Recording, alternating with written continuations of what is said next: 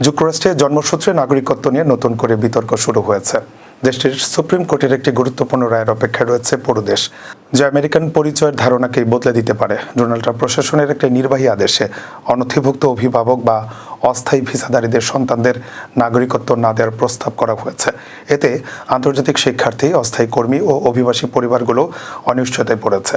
বিশেষজ্ঞদের মতে এই নীতি বাস্তবায়ন হলে অভিবাসীদের সমাজে অন্তর্ভুক্তি ব্যাহত হবে এবং বরং অনুমোদিত অভিবাসীর সংখ্যা বাড়তে পারে।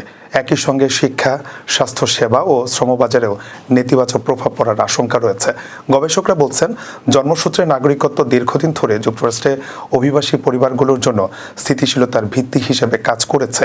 এটি বাতিল হলে দক্ষ জনশক্তি হারানোর ঝুঁকিও তৈরি হবে।